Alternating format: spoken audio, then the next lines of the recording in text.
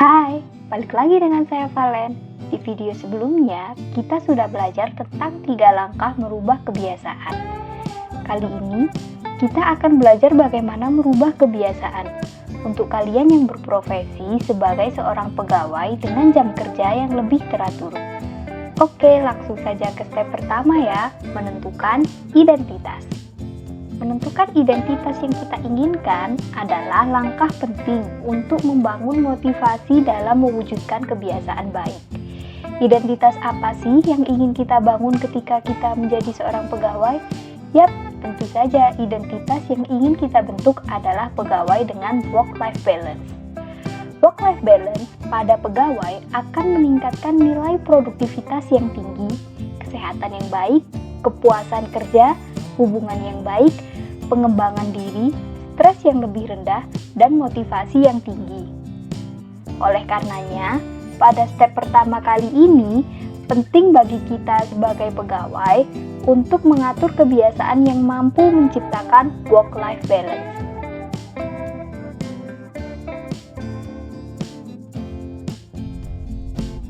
Lanjut ke step kedua, yaitu langkah mengubah kebiasaan dengan habit scorecard.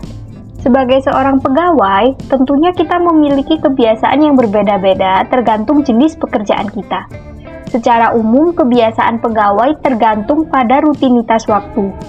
Maka dari itu, ada 2 kelompok waktu bagi kita, para pegawai.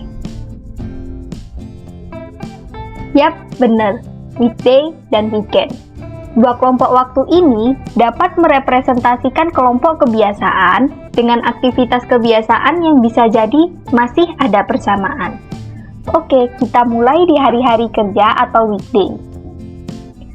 Pastinya jauh sebelum berangkat bekerja, umumnya kita sebagai pegawai akan bangun lebih pagi dimulai dari jam 5 sampai rentang jam 7. Di sini, kita biasanya melakukan berbagai aktivitas mulai dari ibadah atau sholat subuh bagi yang muslim. Setelah itu, biasanya kita akan mulai menyiapkan sarapan atau sekedar keluar sebentar mencari sarapan. Setelah itu, umumnya sembari sarapan kadang bermain gadget, sekedar mengecek beberapa sosial media atau tugas pesan pekerjaan yang akan kita lakukan nanti di pekerjaan. Disinilah waktu yang biasanya tidak berasa terlewat dengan cepat, kemudian lanjut mandi dan membuat persiapan berangkat kerja.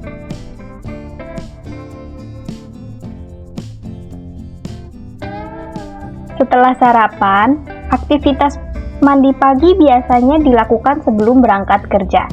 Selain menyiapkan pakaian kerja, perlu juga untuk menyiapkan barang-barang penting yang harus dibawa untuk keperluan kerja. Pada jam setengah 8 hingga 8, biasanya kita pegawai sudah mulai melakukan perjalanan berangkat ke kantor.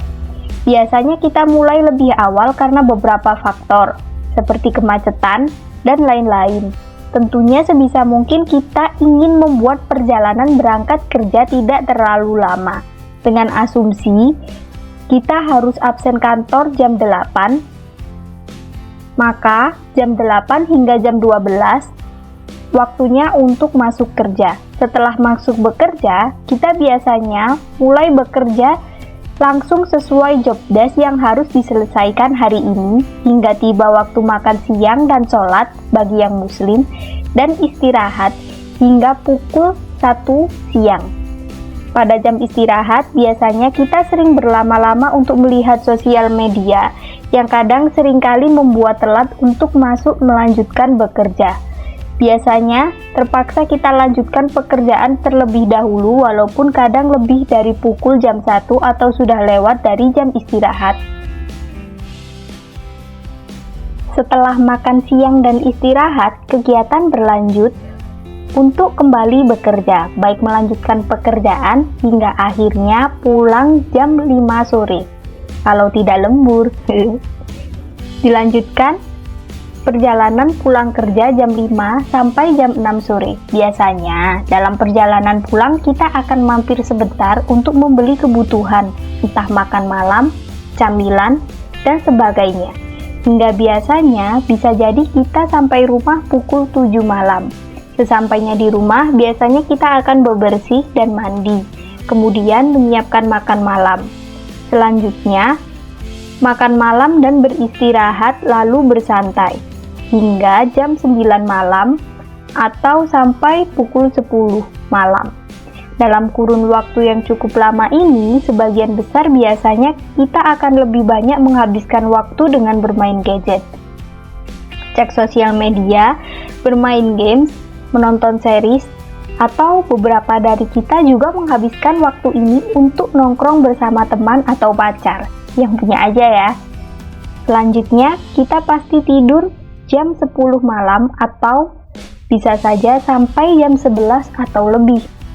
Hal ini seringkali terjadi karena terkadang kita bermain HP sebelum tidur hingga membuat waktu tidur menjadi terlambat. Walaupun tidur terlambat, membuat hari esok jika kita masih bekerja akan terasa semakin berat. Berikutnya adalah kebiasaan weekend. Dimulai dengan bangun pagi jam 6 atau setengah 7. Berbeda dengan hari kerja, saat libur bangun bisa jadi lebih lambat. Di sini aktivitas bangun dituliskan jam 6 pagi karena umumnya sebagian dari kita yang sudah terbiasa untuk bangun pada pagi hari pasti akan terbangun di pagi hari. Tentu saja, hal ini lumrah terjadi. Makanya biasanya di hari weekend banyak acara olahraga seperti Car Free Day, pasar minggu, dan sebagainya. Alhasil, kita akan mulai sarapan ringan atau jajan-jajan pada jam 7 sampai setengah 9. Sembari sedikit-sedikit berolahraga bersama teman atau pasangan, biasanya tidak terasa waktu berlalu dan sudah menunjuk pukul 10. Setelah itu biasanya kita mandi, istirahat di rumah, scroll sosmed, atau kadang lanjut nongkrong atau nonton film atau series yang kita tunggu. Hari libur yang dilanjutkan dengan bersantai nongkrong bersama teman, atau bermain games, nonton film, tanpa terasa sudah siang, waktunya makan siang. Biasanya lanjut tidur siang dari jam 1 hingga jam 4. Biasanya ketika bangun kita akan mandi, lanjut scroll sosmed, nongkrong, atau nonton film. Kegiatan ini akan terus berlanjut hingga tanpa terasa waktu sudah malam. Namun karena kebiasaan, sebelum tidur biasanya scroll sosmed, nongkrong, nonton film, atau bermain games, tentu saja kita baru tertidur di waktu lewat dari jam 10 malam. Apalagi jika besok masih libur, bisa jadi kita akan begadang lebih lama lagi. Balik lagi ke habit scorecard. Jika tujuan kita adalah membentuk identitas work-life balance, langkah selanjutnya adalah memberikan skor pada tiap kebiasaan. Tanda minus untuk kebiasaan yang buruk atau tidak mendukung dalam mencapai tujuan work-life balance, tanda plus untuk kebiasaan yang baik atau mendukung dalam mencapai tujuan work-life balance, tanda sama dengan untuk kebiasaan yang netral atau tidak berpengaruh dalam mencapai tujuan work-life balance. Dimulai dari weekday, sebelum berangkat kerja, bangun pagi kita beri tanda plus. Karena bangun pagi memberi efek baik menunjang produktivitas, sehingga mendukung tujuan work-life balance. Selanjutnya, sholat subuh atau ibadah kita beri tanda plus.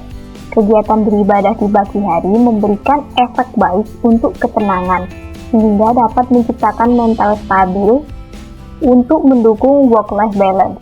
Bersantai, waktu yang cukup lama tersita di gadget perlu kita beri tanda minus. Karena kegiatan ini masih bisa diisi dengan kegiatan lain yang lebih positif. Menyiapkan sarapan dan sarapan perlu kita beri skor plus. Sarapan di pagi hari bisa menunjang produktivitas kerja. Selanjutnya, mandi dan membuat persiapan berangkat kerja kita beri tanda skor sama dengan. Karena ini sudah pasti dilakukan. Saat bekerja, perjalanan berangkat kerja lebih awal jam 7:30 sampai jam 8, kita beri tanda sama dengan karena sudah pasti dilakukan.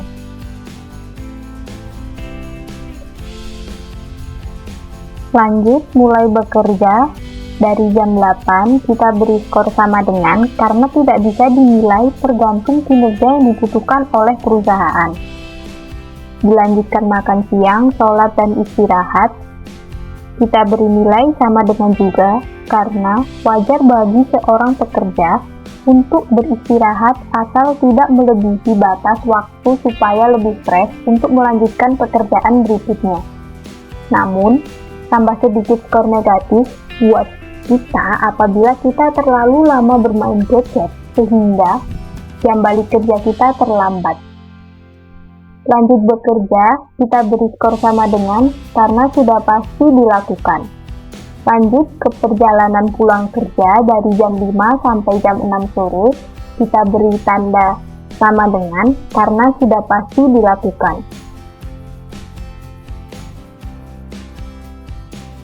Beristirahat untuk bersantai, bisa kita beri skor minus karena terlalu lama waktu untuk bersantai, yaitu dari jam 7 sampai jam setengah 10, bisa membuat kita terlalu berlebihan untuk bermain gadget.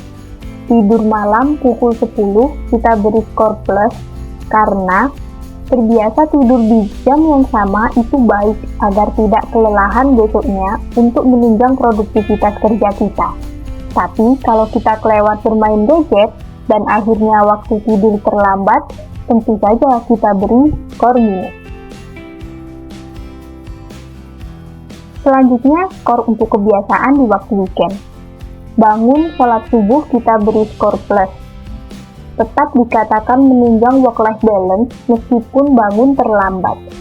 Sedangkan untuk sarapan ringan kita beri skor plus juga, karena mendukung untuk aktivitas libur seperti olahraga dan bersih-bersih. Selanjutnya, olahraga kita beri skor plus tentunya untuk menjaga kesehatan agar lebih bersemangat saat bekerja nanti. Bersih-bersih dan mandi kita beri skor sama dengan karena sudah pasti dilakukan.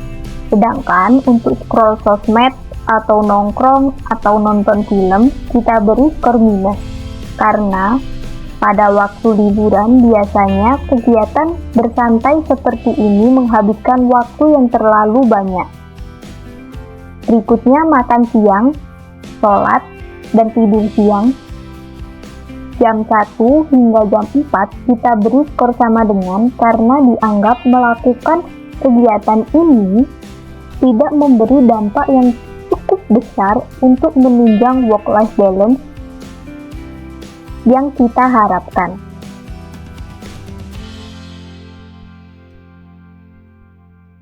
Setelah tidur siang, menghabiskan waktu untuk mandi, sholat, dan lanjut scroll sosmed atau nongkrong atau nonton film, kita beri skor minus karena kebiasaan bersantai ini menghabiskan waktu yang terlalu banyak. Selanjutnya, tidur jam 10 malam kita beri skor plus, karena membiasakan tidur di jam yang sama bisa meningkatkan konsistensi, dan itu tidak buruk. Namun sebaliknya, akan kita beri nilai minus jika berlarut-larut dalam gadget dan telat tidur. Kebiasaan dengan skor minus bisa kita ubah dan sisipkan dengan kebiasaan lain yang lebih produktif. Agar tidak menambahkan tekanan yang begitu berat, kebiasaan baik harus ditambahkan sedikit demi sedikit namun dilakukan secara konsisten dan teratur. Kebiasaan yang harus kita tambahkan saat weekday diantaranya stretching 5 menit setiap bangun tidur setelah sholat subuh, mencatat pengeluaran teratur setiap hari sepulang kerja dan selepas aktivitas lainnya, karena dengan memantau pengeluaran secara tidak langsung akan membuat kita merencanakan situasi keuangan yang lebih matang ke depannya. Sedangkan kebiasaan yang harus kita tambahkan saat weekend diantaranya 1 jam di waktu istirahat untuk menambah aktivitas yang bermanfaat seperti membaca buku atau mencari pekerjaan freelance. Dengan meluangkan 1 jam setiap weekend, harapannya akan membentuk kebiasaan yang lebih produktif dan bisa menjadi pegawai dengan work-life balance yang baik.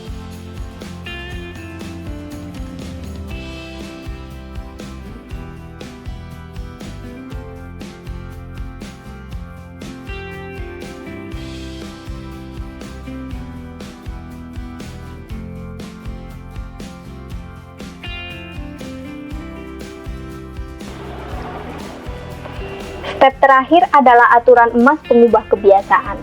Dalam mengubah kebiasaan, tentunya akan ada kebiasaan buruk yang sulit untuk diubah. Oleh karenanya, kita perlu mengkategorikan kebiasaan-kebiasaan yang perlu diubah. Dari catatan kebiasaan kita di hari biasa atau hari libur, di antaranya dapat kita uraikan sebagai berikut. Pertama adalah kebiasaan di hari kerja. Isyaratnya adalah waktu santai di pagi hari sebelum sarapan dan mandi. Rutinitas sebelumnya adalah bersantai. Hadiah dan reward yang kita dapatkan merasa rileks dan tenang setelah bersantai. Kebiasaan yang ingin kita ubah adalah waktu santai di pagi hari. Kita ubah rutinitasnya dengan stretching 5 menit setelah sholat subuh. Sehingga hadiah yang didapat adalah merasa lebih semangat bekerja dan juga bisa membantu untuk menghilangkan ngantuk. Berikutnya adalah kebiasaan sebelum tidur ketika hari kerja. Rutinitasnya biasanya bersantai setelah mandi. Itu membuat kita mendapatkan hadiah berupa rileks dan tenang. Kebiasaan yang akan kita ubah adalah sebelum tidur waktu bersantai, kita membuat rutinitas baru berupa mencatat pengeluaran teratur setiap hari sepulang kerja setelah makan malam. Maka hadiah yang akan kita dapatkan adalah merasa lebih tenang karena pengeluaran dan pengelolaan finansial akan lebih baik karena kita pantau setiap hari dan memiliki catatan yang rapi. Selanjutnya, kebiasaan di waktu weekend ketika kita bersantai karena sedang libur. Rutinitas yang kita lakukan biasanya bersantai sangat lama dan ini menyebabkan kita mendapat hadiah rileks dan tenang, tetapi terkadang bisa membuat kita sampai bosan. Dengan isyarat yang sama, rutinitasnya akan kita ubah, yaitu menambahkan 1 jam di waktu istirahat untuk menambah soft skill baru, bisa untuk membaca buku, mencari pekerjaan freelance, atau meningkatkan soft skill kita, sehingga hadiah yang kita dapatkan bisa bertambah, yaitu meningkatkan produktivitas atau menambah kemampuan baru.